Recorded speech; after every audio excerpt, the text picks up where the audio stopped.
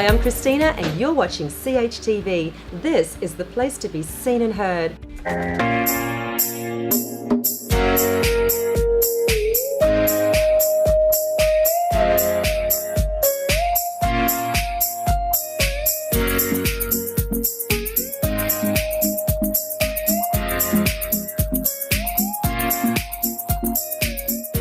Take us to some of those self-limiting beliefs that you would have experienced. Yeah. It created the shift that brought you to where you are today, to be this incredible channel to make these extraordinary art pieces that Thank change people's lives.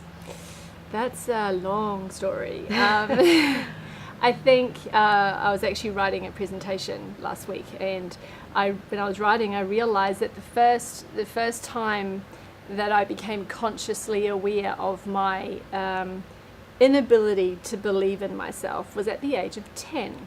And I had set a maths test, and I remember talking to the teacher, and I was in tears because I had failed. I'd gotten 78%. Now 78% is not a failed mark, but in my world, it wasn't good enough. I wasn't good enough, and it kind of it was a pivotal beginning for me in terms of a set of behaviours that obviously didn't serve me. Very much about always needing to prove that I was good enough, that I could do something. So I worked damn hard. I was very hard on myself. I strove and strove and strove, and nothing was quite good enough. Right through my schooling, I was excelled academically at school. Oh my God, the only B's I ever got on my report card was sports. Hello.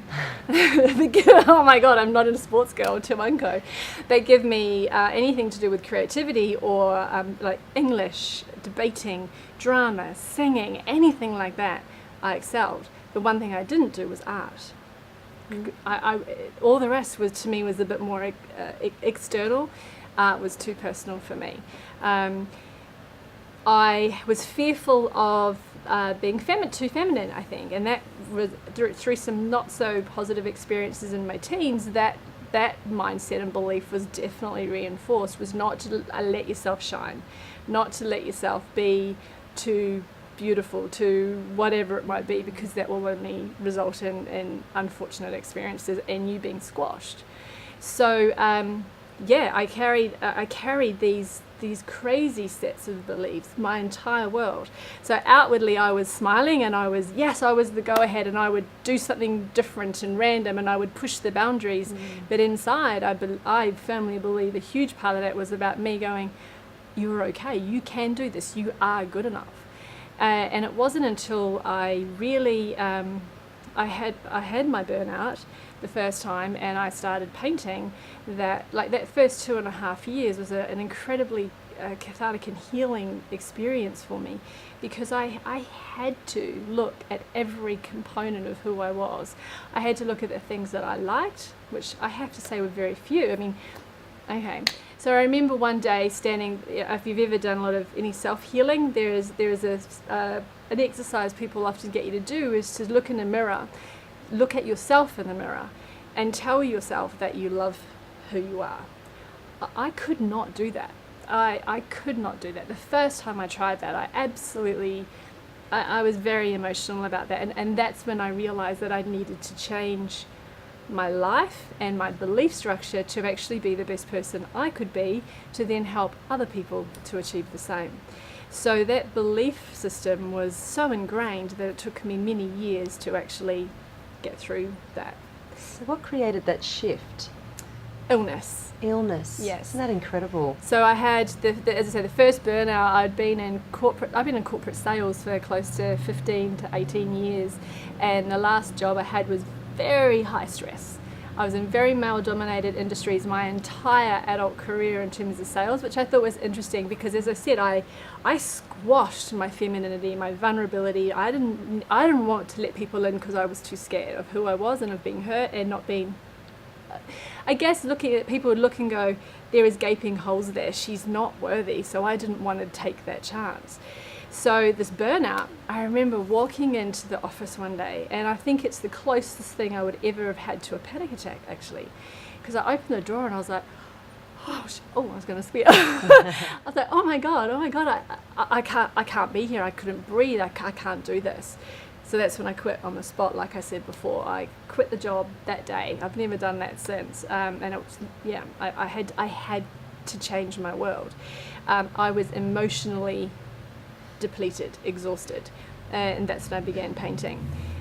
Interestingly enough, after that first 2.5 years, the fact that I was selling internationally after a year still didn't compute in my little belief system that it was an okay profession for me to be in. You know, I'm doing all right. Absolutely. Absolutely. So my old belief structure came back in, my little ego started talking, and it's like, oh no, get a real job. You can't be an artist. Artists don't make money. You can't have a profession out of this. So I went back to corporate. The big shift for me to transition my entire world was when I had 2 mini strokes, so called TIAs, at the age of 42, within a month. And it wasn't even me, it was my husband. He sat me down and he's like, Trace, seriously, sort it out, because if you don't, you'll be lucky if you make it till you're 45. Wow. It took me basically just under another year to really hear and embrace and accept that. And at that point is when I actually, even though I'd been painting, as I said, part-time throughout that whole time, is when I actually stepped back and went, this is crazy. It's time to put yourself first. So I shut my business down, because I had my own business at that point and it was doing well. So we shut that down and I threw myself, because that's what I do. If you're going to do it, you got to do it full on. None of this half-ass stuff. Sorry, I did it again, half-ass stuff. Anyway, I just went full on into it, and that's when I've ever since been painting the whole time. So what an achievement to secure on Gold Coast, one of the largest tourist destinations. Yep. You've secured 60 pieces of art collection called the Ruby Collection. That's an incredible achievement. Tell us about that. Oh, it's way more than 60. Let me explain. Yes, please. And I am so grateful to the Ruby Collection. They're amazing. And that came about because I was at a networking event. I go to Women in Tourism, lovely girls. I go to that regularly, and on my second meeting there, I actually met the sales manager for Ruby, and she mentioned they happened to be looking for an artist. Because of the way that I paint and the fact that it is so expressive and so bold, they were looking for something that was very unique. So the moment we started chatting, we were like, oh my God, this is a serious match made in heaven here, because our alignment was so strong. So the Ruby Collection is a 1,600 room accommodation on the Gold Coast, 4 towers over the next 4 years, which is just amazing. Wow. And the first tower opens in November. Now it's the first tower that I have 60 pieces in there. So overall, we'll be looking at over probably, well, the one area that we are focusing on is 170 pieces alone, so over the 4 towers. So I think that by the time we're done, we'll probably be looking at close to 250 original artworks and reproductions on top of that. So this is not a team that's doing this art. This It's is me. you. It's me, You yeah. are the resident artist. Yes, I am. I'm That there. is a I'm pretty lot. much. I know. I said I'm painting a lot. Wow. But it's very exciting. It's exciting for the Gold Coast. It's exciting for Gold arts and culture here, because we've just had the Com Games, but and people often talk about sports versus arts and culture. We always seem to take a back seat, whereas the reality, I believe, is that arts and music are the things that showcase our community, our lifestyle, our era, everything, because everything changes as we evolve and change. So it's very, very exciting, and to think that I am in some small part making a massive impact for people when they come to stay on the Gold Coast, they stay at Ruby. We know what experience we want them to have. Coming back to the emotional component, we want them to walk away going, oh my God, that was like the best holiday ever. And I feel that my art can help to elicit that response, albeit subconsciously for most people. That's okay. So that's really lovely. That is a huge achievement, Tracie. Thank well you. done. Thank you. Now, from that little child, that 10-year-old with self-limiting beliefs, Yeah. serious health issues, Ruby collection, and now Hollywood. Seriously, girl. Tell me about Hollywood.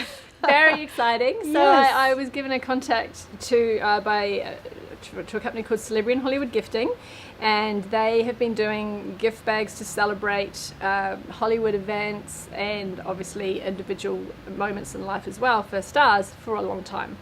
So I approached her and said, look, how does this work? I would be very interested in being involved in having my product within gift bags for the Golden Globes and the Oscars for next year.